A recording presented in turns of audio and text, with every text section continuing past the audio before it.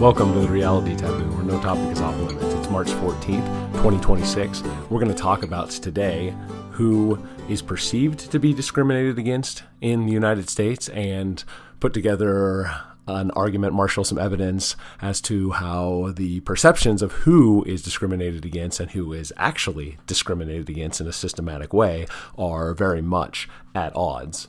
The jumping off point for this discussion is going to be a YouGov economist survey conducted at the beginning of March, asking respondents, quote, how much discrimination do the following people face in America today, unquote.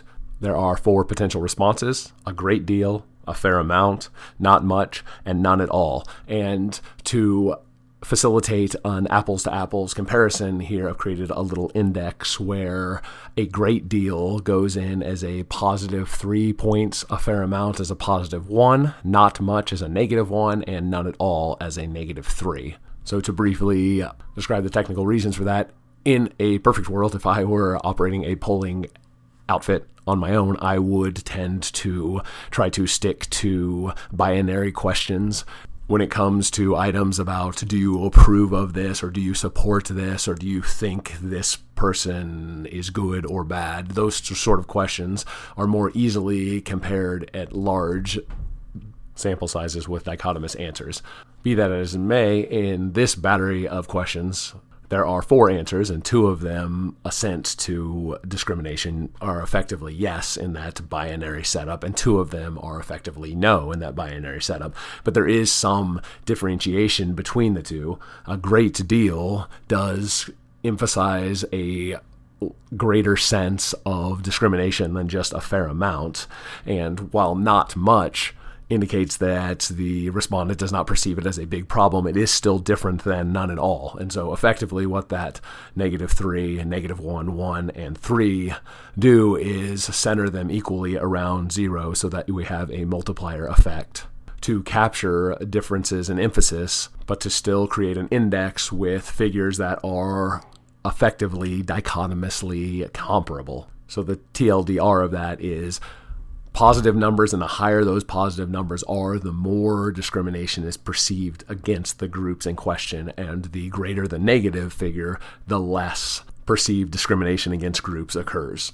The 6 groups being asked about are blacks, Muslims, Arabs, Jews, Christians, and whites. For all respondents, blacks are perceived to be the most discriminated against at a positive 106, followed closely by Muslims at 103, Arabs below them at positive 91, Jews at positive 72, and then Christians at negative 33, and whites rounding out the bottom at negative 70.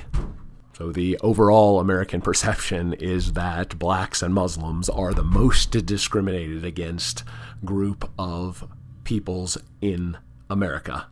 Louis Farrakhan has it harder up than anyone else. That overall perception of blacks being the hardest put upon group in America is driven predominantly by blacks. If we just look at how whites view discrimination in the United States, Muslims come in as the most discriminated against group at positive 82, followed by Arabs at positive 76, Jews at positive 74, and then blacks at positive 69. Rounding out the bottom in the white perception of discrimination are Christians at negative 29 and whites at negative 39.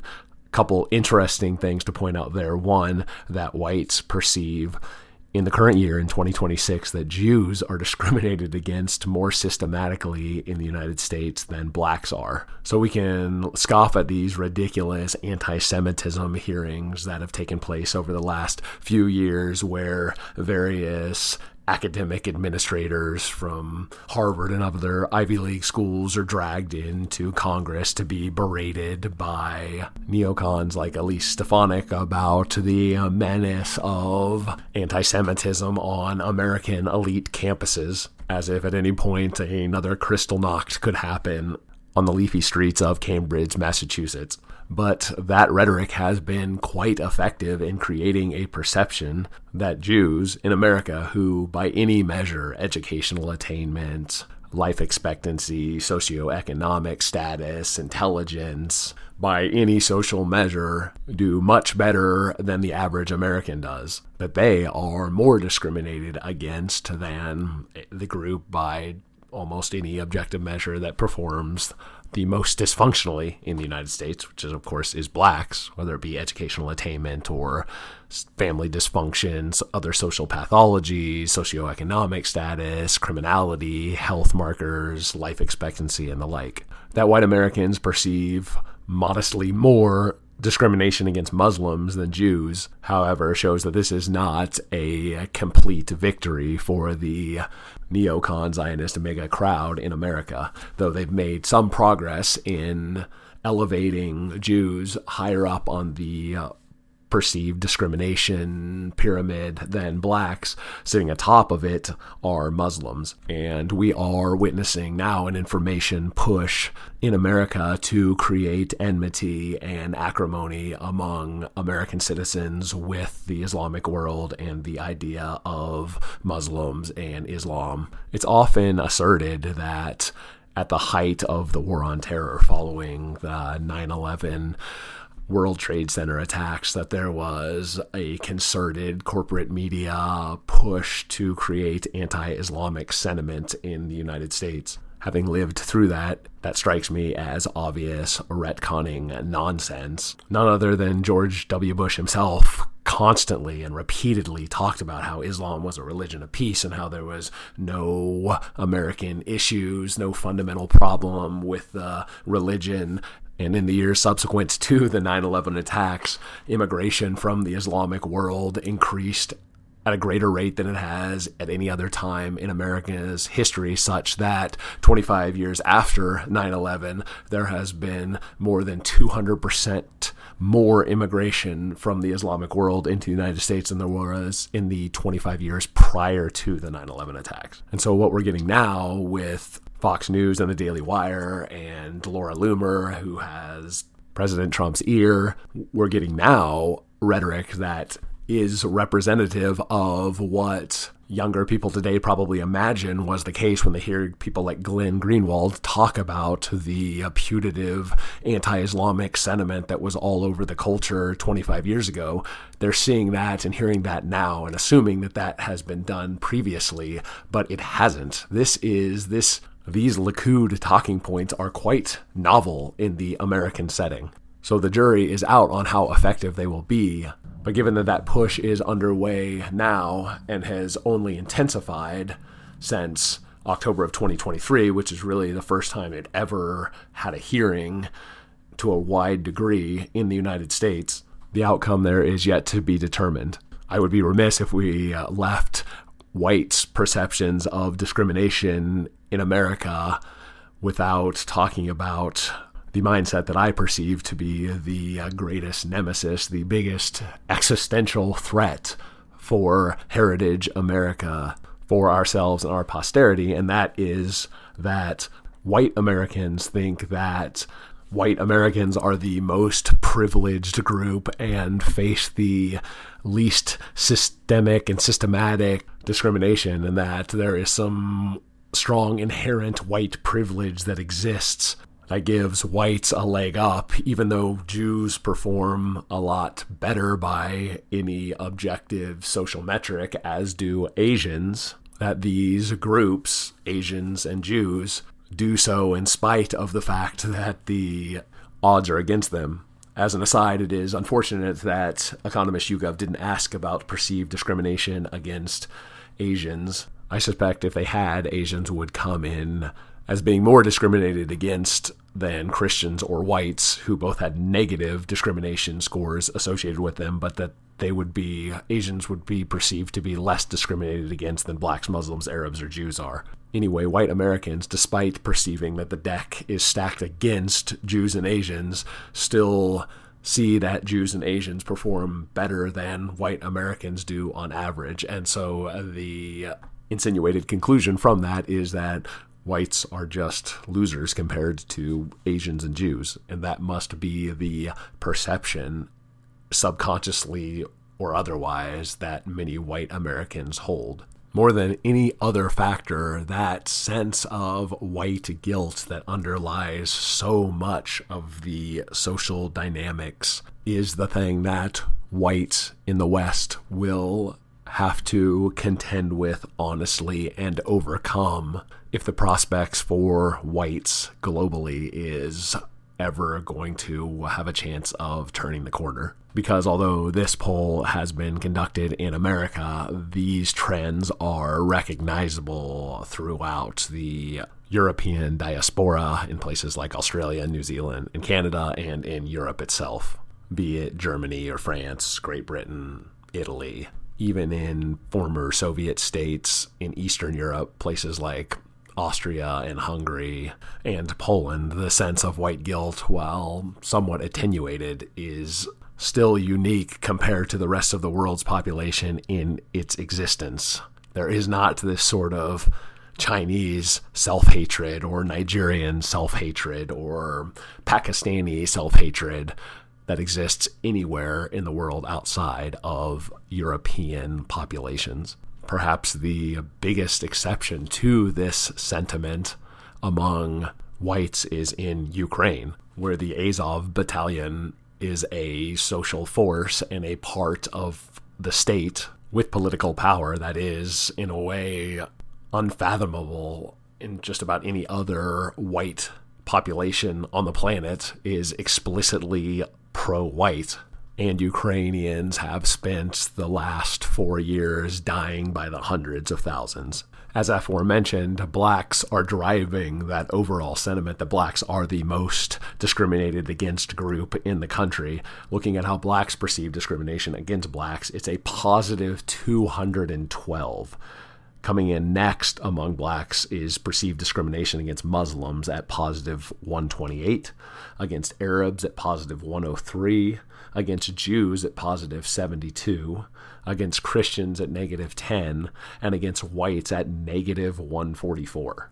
The delta there, that is the difference between the highest figure and the lowest figure for blacks, is enormous.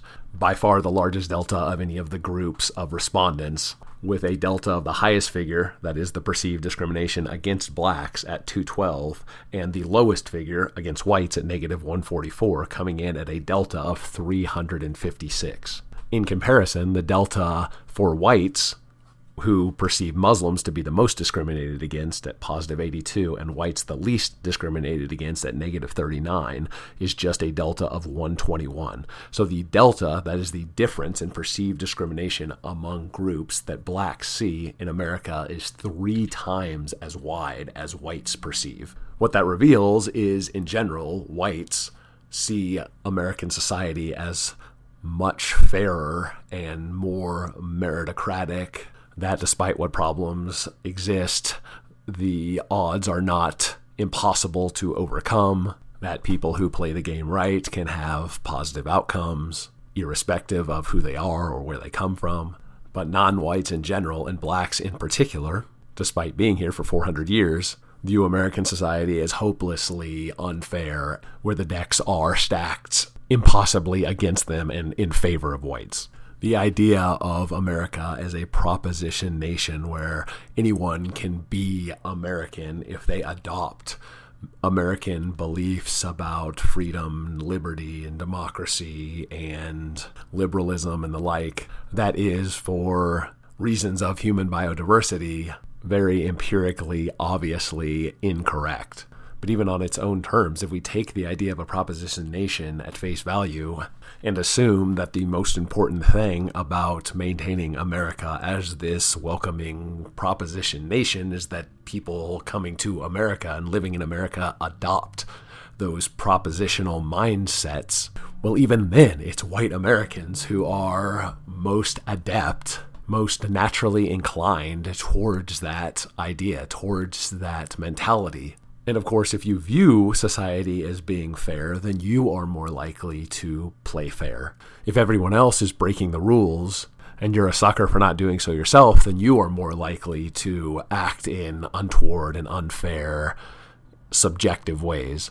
But if you believe that everyone else is playing fair, then you are more likely to, without coercion, play fair on your own. And so though the propositional nation idea can never work because it ignores human nature, even if it were valid, it would argue in favor of a more homogeneous, wider America to maintain the viability of its core propositions. There is also this idea, probably more prevalent among older generations, among boomers and Xers, than it is among younger cohorts of Americans, and that is the idea that there is some animosity between Jews and blacks in the United States, evoking the Crown Heights riots of 40 years ago with Al Sharpton out protesting diamond merchants screwing over blacks in Harlem. But whatever natural animus there was that existed among blacks against Jews, that has largely been transferred over to animosity towards whites, as we see in this survey of perceived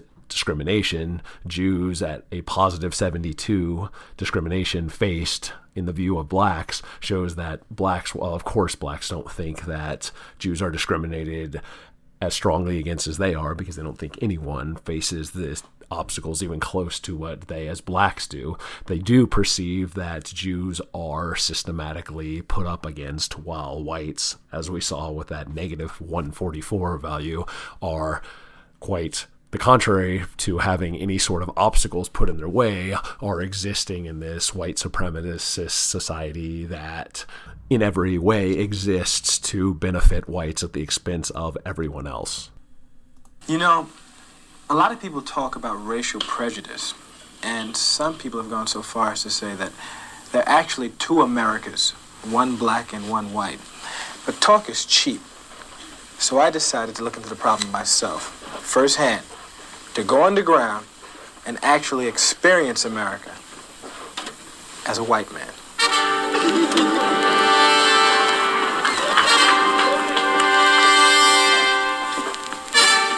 I hired the best makeup people in the business. If I was going to pass as a white man, everything had to be perfect. I think that's a little light. Okay, let's try this. This, that look kind of Harry Reams-ish. I like it. I study for my role very carefully. I watch lots of Dynasty. See how they walk? Their butts are real tight when they walk. They gotta keep their butts tight. I gotta remember to keep my butt real tight when I walk. And I read a whole bunch of Hallmark cards. My lovely wife. You always mean lots more to me than you could ever guess, for you have done so much to fill my life with happiness. Finally, I was ready.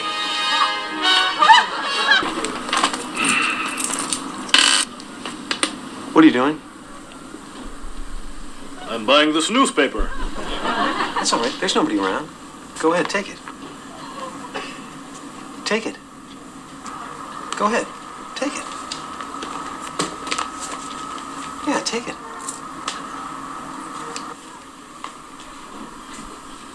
Take it. Slowly I began to realize that when white people are alone, they give things to each other for free. There was only one other black man on the bus.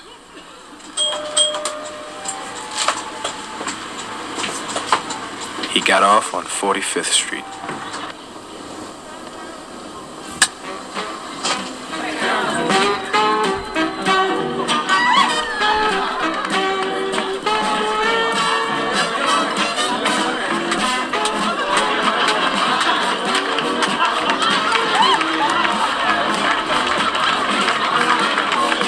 The scene is now with the black man having exited the bus that the white people start partying and music plays and no one has to stay in their seats any longer. It's like a cocktail lounge instead of a Greyhound bus atmosphere. The problem was much more serious than I'd ever imagined.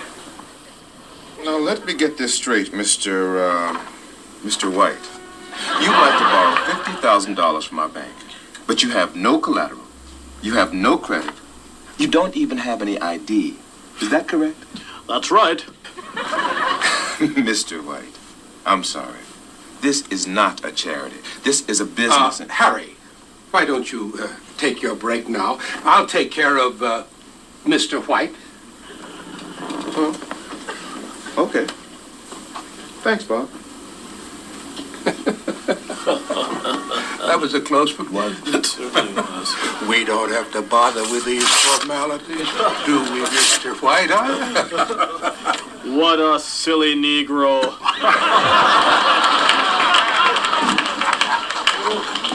Just take what you want, Mr. White. Pay us back any time. Or don't. We don't care.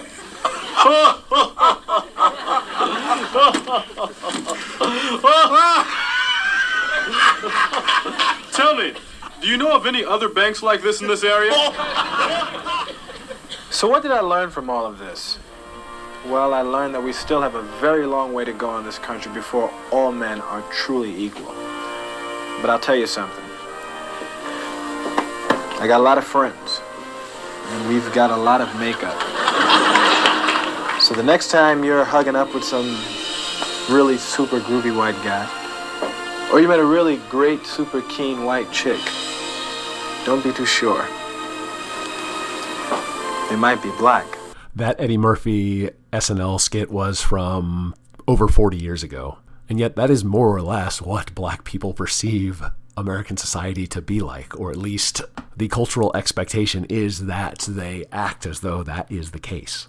And it isn't just blacks who think this way, although it is most pronounced among blacks. If we look at how Hispanics view discrimination in America against other groups, we see that blacks come at the top at a positive 149, followed by Muslims at a positive 131, Arabs at a positive 108, Jews at a positive 93, Christians at a negative 24, and whites at a negative 100. So while the delta isn't as wide, the delta for Hispanics from top to bottom is 249 compared to blacks being 356. The ordering of perceived discrimination among Hispanics is identical to the perceived discrimination that Hispanics see. And just as it would have been nice if this survey would have asked about Asians, it also would have been nice if perceived discrimination against Hispanics were asked about, because one reliable thing in surveys like this, I've viewed countless numbers of them over the years, one reliable finding is always that the non-white group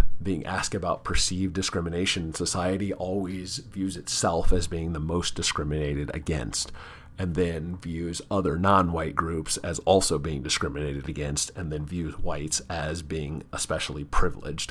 Whites, of course, are the only group that perceive greater discrimination against non-whites than they do against whites. Whites are, in that way, unique, really globally unique in perceiving that the world is set up to benefit them, whereas everyone else views that the world is set up to be against them, to throw obstacles in their way, that the deck is always stacked against them, that everything's unfair, and that they are never the beneficiaries of anything, but always on the losing end of any sort of putatively fair dynamic or transaction.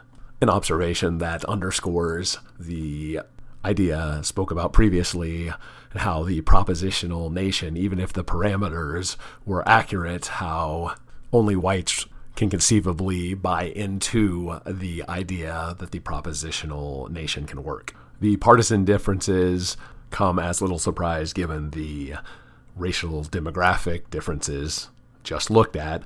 Among Democrats, blacks are perceived to be discriminated against at a 208 positive factor, Muslims at positive 182, Arabs at positive 166, Jews at positive 77, Christians at negative 96, and whites at negative 171. The biggest fracturing we're seeing now among Democrats is in that positive 182 figure for Muslims and just positive 77 figure for Jews.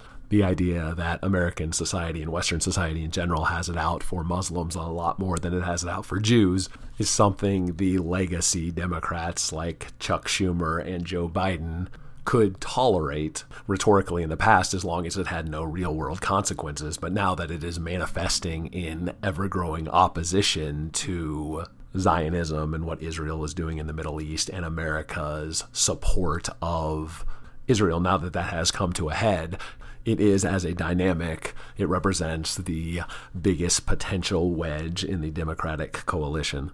Independents follow the same trajectory as Democrats, but to a much narrower degree. Independents view blacks as positive 98 discriminated against, Muslims as positive 94, Arabs as positive 84, Jews as positive 61, Christians as negative 50, and whites as negative 73. So going back to that delta, Democrats have a delta of 379, independents of 171. So if we distill it down, what that's telling us is that independents view the structural, systematic oppression pyramid in the same way that the left does, just not to as punctuated and acute a degree. But the framework that independents accept is that of the left, that American society is rigged in favor of whites against non-whites.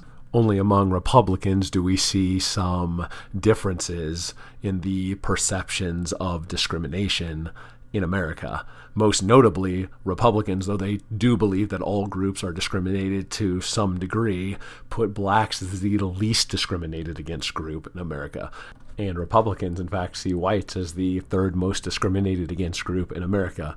Coming in number one among Republicans is, not surprisingly, Jews at positive 88 perceived discrimination, followed by Christians at positive 62, whites at positive 42, Muslims at positive 33, Arabs at positive 22, and blacks rounding at the bottom at just positive 11. So Republicans are by far the group most amenable to the idea of the proposition nation. The delta among Republicans is just 77 compared to among Democrats at 379.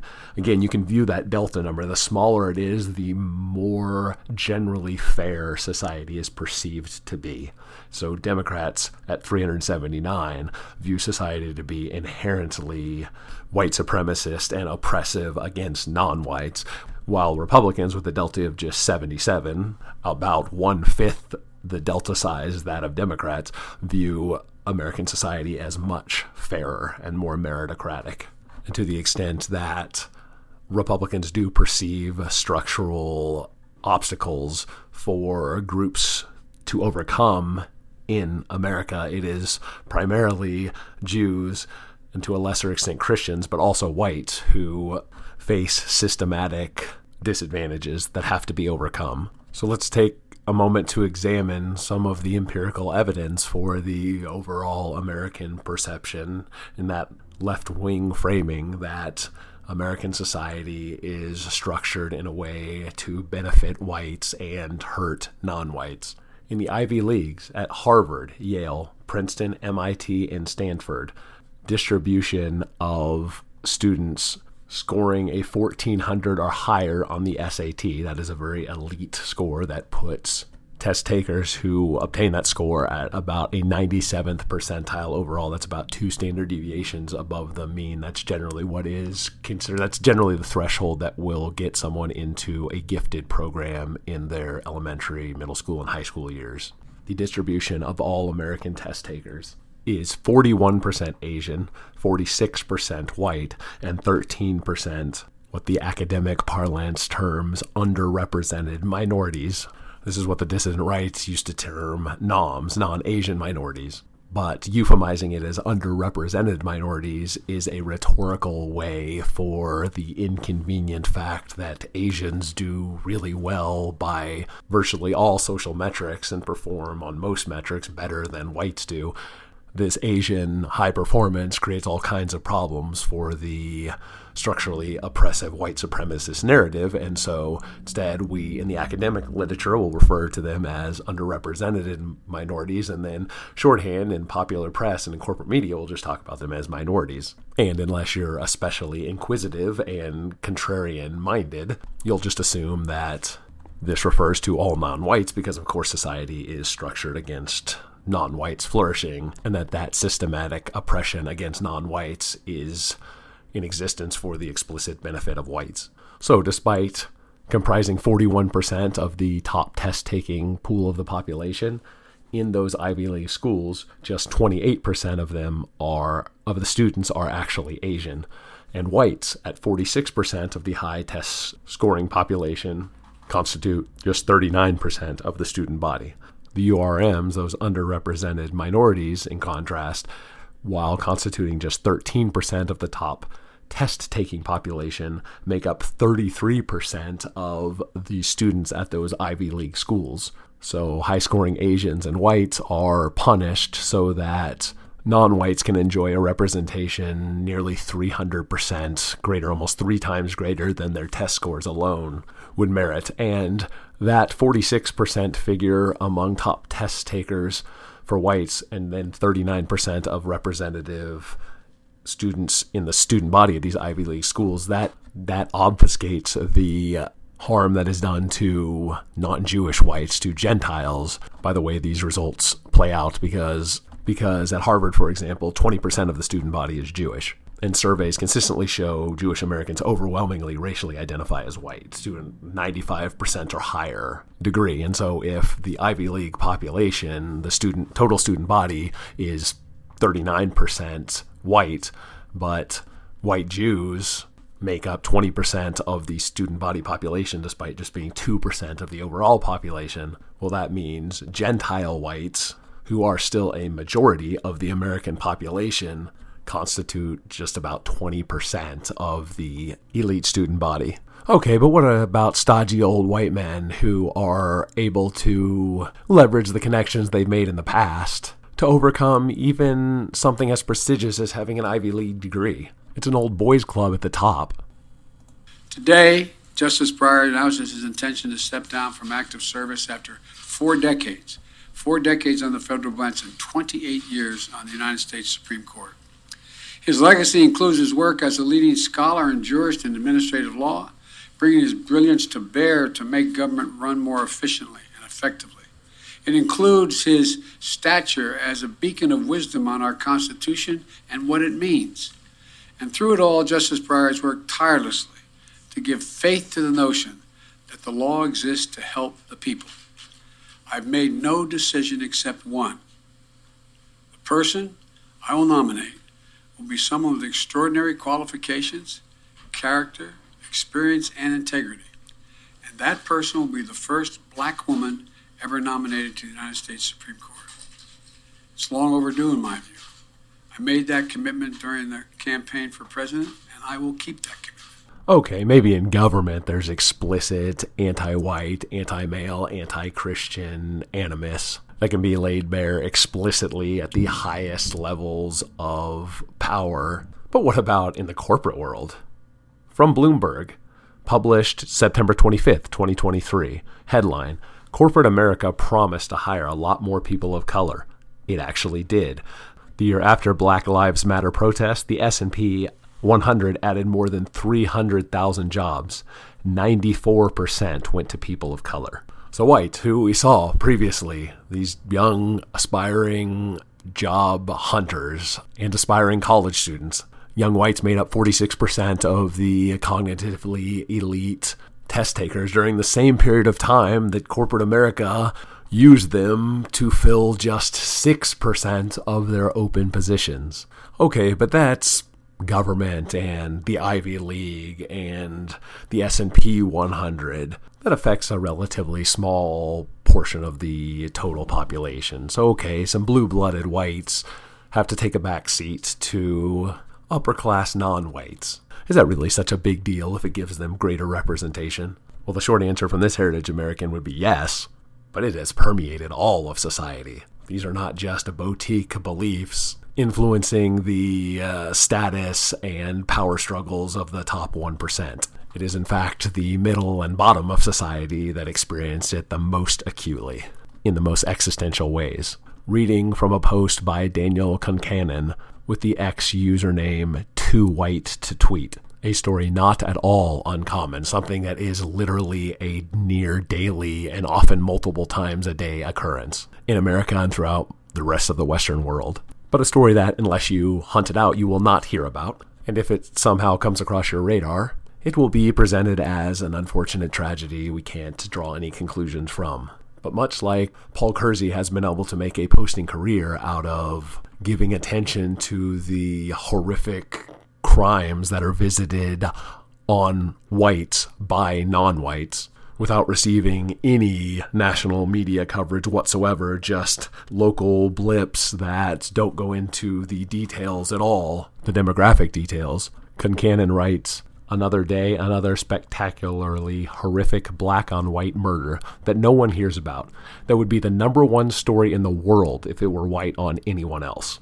On February 13th, black 21-year-old Alexander Lamar Banks was driving around, admittedly looking for people to kill, when he spotted a white mom and dad out for an evening walk, pulling their 3-year-old daughter in a pink wagon in Delta Township, Michigan, which is 77% white and 11% black. That's when Banks targeted them, accelerating his car in their direction, driving off the road and smashing through the white family. Banks then exited the vehicle, retrieved a shotgun, and fired multiple rounds, hitting all 3 family members and killing 3-year-old Harlow Smith. He reloaded the weapon before approaching Harlow's dad and shooting him again at close range. Banks punched the white father in the face and beat him with the shotgun. He then grabbed the white mother by the hair, twisting her head and trying to break her neck when she attempted to intervene. A 72-year-old white woman named Barb Cook saw what was happening and ran toward the murder scene to try to help the family. With his gun empty, Banks smashed 72-year-old Barb repeatedly in the head with it. He hit her with such force that her hair and flesh were later recovered from the muzzle. After beating Barb, Banks dropped the gun and fled. 37-year-old dad Cameron Smith, 33-year-old mom Paige Smith, and 72-year-old Barb Cook all survived the encounter that claimed young Harlow's life. Barb Cook required brain surgery and facial reconstruction and went into a coma. As of the most recent update, she remains in that coma. Now we wait to see how easy the system goes on Alexander Lamar Banks when it's inevitably determined that he was not in the right state of mind and has the IQ of a speed bump. To recap, a black psychopath quite literally hunted a white family in public in the light of day, running them down with his vehicle before shooting them repeatedly and savagely beating them in someone's front yard, killing a 3-year-old, then bludgeoning an unrelated 72-year-old grandma into a coma, and virtually no one knows or will ever know that any of this happened. But everyone on earth knows that a white girl said a magic word on a Minnesota playground last year. George Floyd, Michael Brown, Freddie Gray, Trayvon Martin. These are all household names from the handful of man bites dog stories where whites, or in the case of George Zimmerman, Hispanics who get to play the role of honorary whites, where whites visited, or were at least perceived to have visited, fatal force against non-whites. But Erna Zarutska or Carter Strange, Cannon Hennett, Harlow Smith, these victims, and there are thousands of them every year, and millions of victims of non-lethal violence visited on whites by non-whites, that all of these victims infinitely more innocent than the black detritus that we all know by name. This is where the real structural oppression is most acute, and it exists against whites for the benefit of non-whites. That's where the existential crisis for heritage Americans, for whites, a global world minority whose population percentage is shrinking, who have fertility rates below replacement across the globe, who are 5 times as likely to kill themselves as they are to kill anyone else. This is the most prodigious challenge we face. But the black-pilling news is not just on the domestic front. I want to close out by briefly undercutting the idea that this Iranian attack perpetuated by America on behalf of Israel that is unpopular globally and putatively unpopular domestically is going to somehow derail the military-industrial warfare state complex. Trump's overall job approval as of this week, according to Economist YouGov, is at -15. In March of 2018, exactly the same point in his first administration that he is in now in his second administration, his job approval was -11.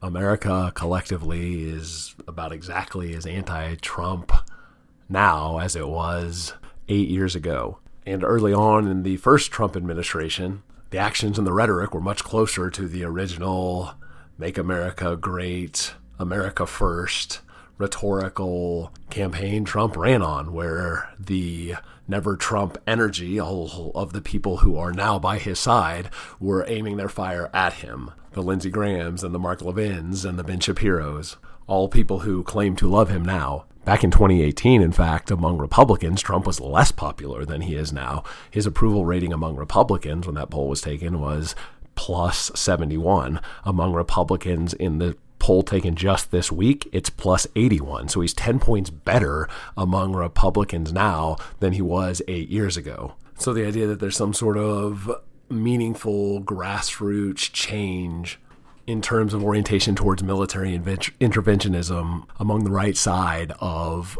the political spectrum in the United States just doesn't have the empirical support to back it up. And to the extent that there is residual regret and anger about whatever the ultimate consequences of the attack on Iran by the United States and Israel turns out to be, all of those negative consequences will accrue to a Trump who is exiting the stage, and by extension, the MAGA America First wing of the right. And so returning to the rhetorical status quo, never mind the fact that the actual kinetic status quo never changed. America remained in that perpetual warfare state throughout the duration of Trump's appearance and stay on the political scene. And once he exits the stage entirely, the military-industrial warfare state will continue operating